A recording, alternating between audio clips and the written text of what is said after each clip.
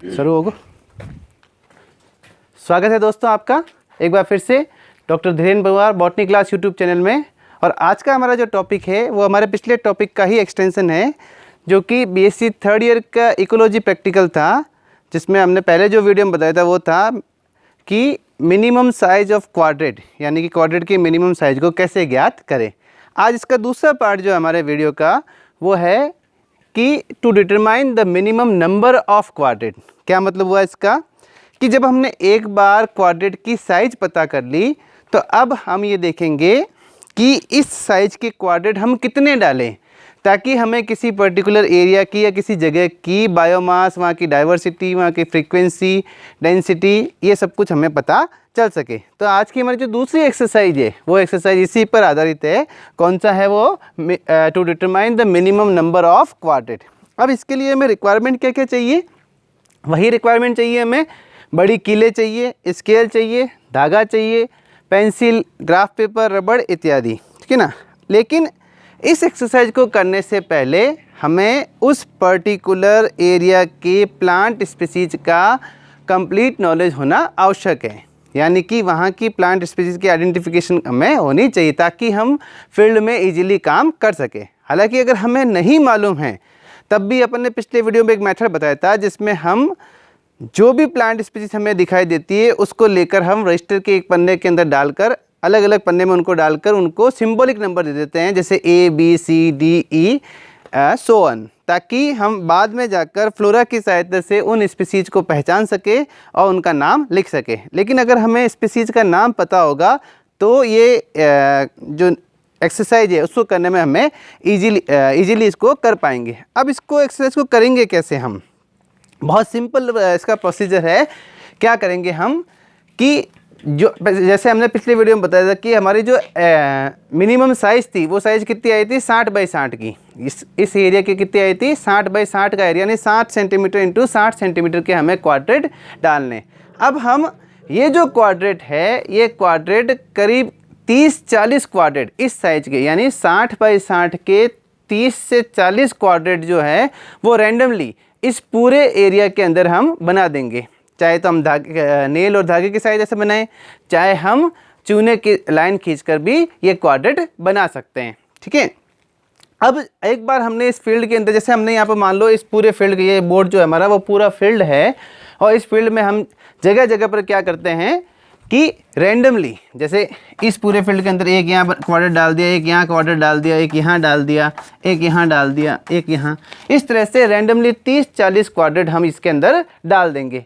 और उन क्वाड्रेट्स को हम नंबर दे देते हैं, जैसे 1 2 3 4 5, यानी क्वाड्रेट नंबर। और ये सारे क्वाड्रेट कितने होंगे? एक साइज के, कौन से? 60 बाई 60, यानी 60 सेंटीमीटर इंटू 60 सेंटीमीटर का ये क्वाड्रेट होगा, जो हमने पिछली एक्सरसाइज में हमने निकाला था मिनिमम साइज ऑफ क्वाड्रेट। अब इसको हम एक टेबुलर फॉर्म में जमाते हैं। कैसे जमाते हैं टेबुलर फॉर्म के अंदर? कि यहाँ हम जो कॉलम है उस कॉलम के अंदर जो हमने हाइपोथेटिकल प्लांट स्पीसीज रखी, जैसे A B C D, अगर हमें इन स्पीसीज के नाम पता है तो हम यहाँ क्या लिखेंगे? उनके नाम लिखेंगे। जैसे इस स्पीसीज यहाँ की जो अपन ने कल एक्सरसाइज की थी उसके अंदर जो यहाँ लोकल प्लांट है वो लोकल प्लांट कौन कौन से हैं? जैसे टेफ्रोशिया के प्लांट है, जिजीफस का प्लांट है, कॉर्कोरस है, इंडिगोफेरा की स्पीसीज है, कुछ ग्रासेस स्पीसीज हैं। तो अगर हमें उनके नाम पता है तब तो हम क्या लिखेंगे? यहाँ पर नाम लिखेंगे। और अगर हमें नाम नहीं पता है तो हम क्या लिखेंगे? Hypothetical A B C D उनका नाम लिखेंगे। अब हम जब पहले क्वाड्रेट को देख रहे हैं, जैसे ये पहला क्वाड्रेट था हमारा, इस पहले क्वाड्रेट में हम देखते हैं कि इन सारी स्पीसीज में से कौन कौन सी स्पीसीज प्रेजेंट है। मान लो A प्रेजेंट थी, C प्रेजेंट है और E प्रेजेंट है। 3 स्पीसीज इसमें प्रेजेंट है, A C और E, ठीक है। तो इन स्पीसीज के सामने हम क्या करेंगे? प्लस का निशान लगाएंगे। कौन सा? क्वाड्रेट नंबर 1 के अंदर, पहला जो क्वाड्रेट था हमारा। और इसमें लास्ट में हम नीचे लिखते हैं टोटल कितनी स्पीसीज है पहले नंबर के क्वाड्रेट के अंदर। तो काउंट करेंगे 1 2 और 3, तो टोटल कितनी स्पीसीज आ गई हमारे पास में? 3 स्पीसीज आ गई। देन दूसरा क्वाड्रेट चूज करेंगे हम, इसमें फिर अपन काउंट करते हैं। मान लो अभी इसमें भी अपन को कितनी स्पीसीज मिली? 3 स्पीसीज ही मिली। इसी तरह से तीसरे में 5 स्पीसीज, चौथे में हो सकता है 2 स्पीसीज या किसी क्वाड्रेंट में कोई भी स्पीसीज, क्योंकि हमें रैंडमली डालना है, हमें चूज नहीं करना है कि यहाँ पर प्लांट है ही है, ठीक है, रैंडमली डालना है ताकि कंप्लीट उसका जो एग्जैक्ट परिणाम है वो परिणाम हमारे सामने आए। तो जब हम इस तरह से रैंडमली यादृच्छिक रूप से अलग अलग 30-40 क्वाड्रेंट डालते हैं तो हमारे पास में एक पैटर्न आता है, और वो पैटर्न कैसा होगा, जो टोटल नंबर ऑफ स्पीसीज होगा उसमें एक जगह पर आकर स्थिर हो जाती है, यानी ना तो बहुत ज़्यादा बढ़ रही है ना बहुत ज़्यादा घट रही है। तो अब इन 30-40 क्वाड्रेंट से जो हमें डेटा मिला है उस डेटा को हम किसके अंदर डालेंगे, ग्राफ के अंदर डालेंगे। और ग्राफ किसके बीच में प्लॉट करेंगे, हम ग्राफ प्लॉट करेंगे नंबर ऑफ क्वाड्रेंट और नंबर ऑफ स्पीसीज के बीच में, ठीक है ना। एक्स एक्सिस जो है उस पर तो हमने क्या डाला, नंबर ऑफ क्वाड्रेंट, और वाई एक्सिस पे क्या डालेंगे, नंबर ऑफ स्पीसीज। अब एक खाना बराबर अगर अपन मानते हैं 10 क्वाड्रेंट, ठीक है ना, तो उसका हर एक सेंटीमीटर कितना हो गया, इसका क्वाड्रेंट नंबर 1, 2, 3 इस तरह से 10, फिर 20, 30, 40, 50 जितने भी अपन ने रैंडमली क्वाड्रेंट डाले हैं। अब पहले क्वाड्रेंट के अंदर अपने कितनी स्पीसीज आई थी, मान लो कितनी आई थी, 3 आई थी, तो 3 के ऊपर अपन ने क्या लगाया, पॉइंट लगाया। इसी तरह से दूसरे क्वाड्रेंट में कितनी निकली, 5, तो 5 के ऊपर अपन ने पॉइंट लगाया तीसरे के ऊपर, ठीक है। इस तरह से फिर कितनी मिली अपने को, 2। तो ये जो भी पैटर्न आएगा हमारे, ये जरूरी नहीं है कि एग्जैक्ट स्ट्रेट लाइन में ही आए, आसपास बिंदु आ सकते हैं। फाइनली जब हम इसका ग्राफ प्लॉट करेंगे इनके बीच में, तो हम ग्राफ किस तरह से करते हैं, यहाँ से शुरू कर कर इस तरीके से जिसमें मैक्सिमम नंबर को या मैक्सिमम पॉइंट को इंक्लूड करते हुए एक स्ट्रेट लाइन लेंगे और पैराबोला बनाएंगे।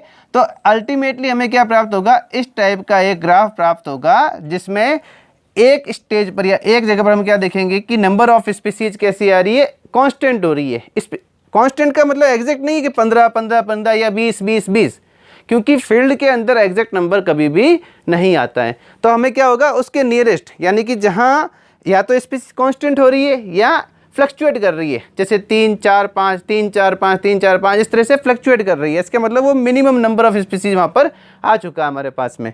तो जब हम इसको ग्राफ को देखते हैं तो जिस जगह से ये स्ट्रेट लाइन आना शुरू होती है, वहाँ जब अपन इसको क्रॉस बिंदु देखते हैं तो मान लो यहाँ पर कितना आया, 23 के ऊपर आया।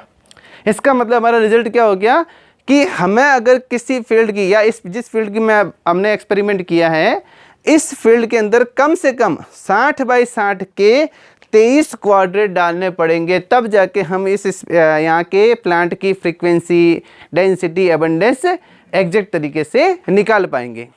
आ रहा है समझ में आपको?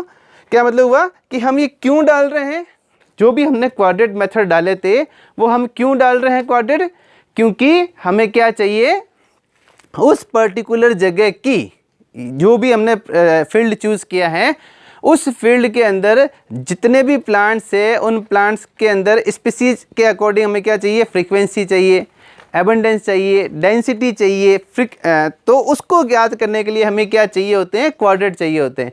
लेकिन ये क्वाड्रेंट किस साइज के डालेंगे और किस नंबर के डालेंगे, तो पहली एक्सरसाइज में तो अपन ने क्या देखा कि उसकी साइज कैसे ज्ञात करेंगे, क्वाड्रेंट की मिनिमम साइज क्या होनी चाहिए।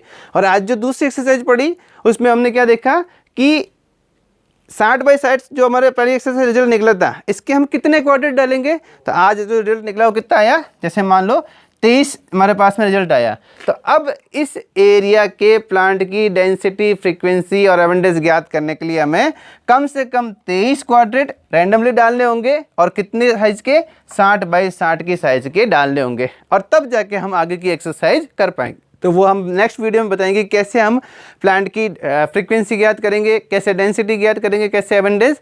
अब ये तो था थ्योरेटिकल पार्ट अपना। अब मैं अपने साथी से बोलूँगा कि कैमरे को थोड़ा सा फील्ड की तरफ लेकर चले, जहां हमने क्वाड्रेंट को प्लॉट करके रखा हुआ है। तो आपको मैं फील्ड के अंदर भी बताऊंगा कि किस तरीके से हम एग्जैक्ट रूप से फील्ड के अंदर इसको चीज़ को काउंट करते हैं। तो मैं उनको बोलूँगा कि इसकी तरफ फोकस करें, ठीक है। अब आप लोगों ने देखा होगा कि ये जो मैंने क्वाड्रेंट डाला, ये कितना डाला मैंने, 60 बाई 60 सेंटीमीटर का, सीधा रखो इसको, 60 बाई 60 सेंटीमीटर का मैंने एक क्वाड्रेंट डाला है। और इस क्वाड्रेंट के अंदर अब अपन क्या करेंगे, जैसे हमने थ्योरी के अंदर पढ़ाया, क्या करेंगे, स्पीसीज को पता करेंगे कौन कौन सी स्पीसीज इसके अंदर है, और उसको नोटबुक में लिखते रहेंगे। जैसे यहाँ देखते हैं अपन इंडिगोफेरा की एक स्पीसीज है, इंडिगोफेरा का एक और प्लांट है, ठीक है ना, लेकिन स्पीसीज एक ही है, इंडिगोफेरा कॉर्डिफोलिया। तो एक तो स्पीसीज ये हो गई, एक है इरेगोस्टिस की स्पीसीज, 2, एक इरेगोस्टिस की दूसरी स्पीसीज और है 3, ठीक है ना। तो टोटल हमारे यहाँ पर कितनी स्पीसीज आ रही है, 3 स्पीसीज आ रही है। तो पहले नंबर क्वाड्रेट जो अपन ने लगा रखा है, इसको नाम दे रखा है अपन ने फर्स्ट नंबर क्वाड्रेट, ठीक है ना। तो इसमें कितनी स्पीसीज आई अपने पास में, 3 स्पीसीज आई। अब इसी तरह से अपन ने जो रैंडमली डाला है, रैंडमली कौन सा डाला अपन ने, दूसरा नंबर का जो क्वाड्रेट डाला है, ये दूसरा नंबर क्वाड्रेट डाला, ठीक है।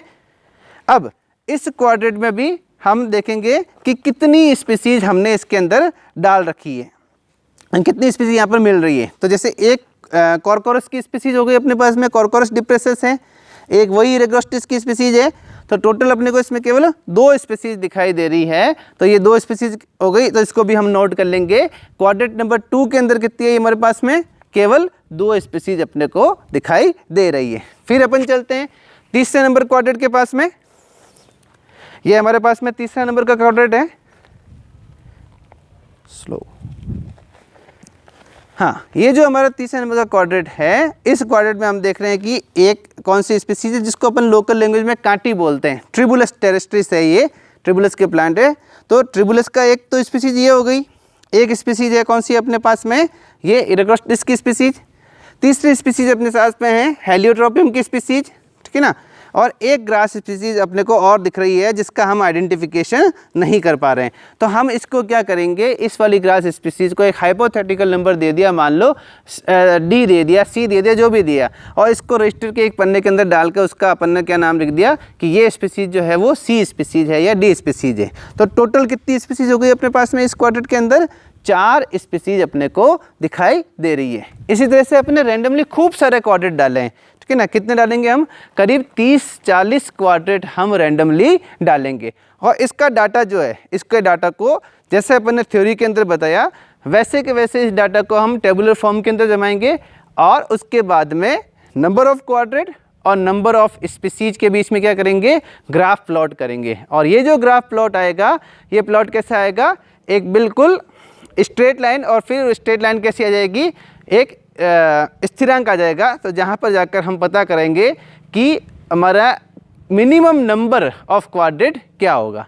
तो मैं उम्मीद करता हूँ कि आप ये प्रैक्टिकल एक बार फील्ड में कर देखेंगे, क्योंकि बहुत इजी है इसको प्रैक्टिकली करना। इसके लिए कोई लैब की आवश्यकता नहीं है, हमें केवल फील्ड के अंदर जाकर हमें प्लांट की नॉलेज होनी चाहिए।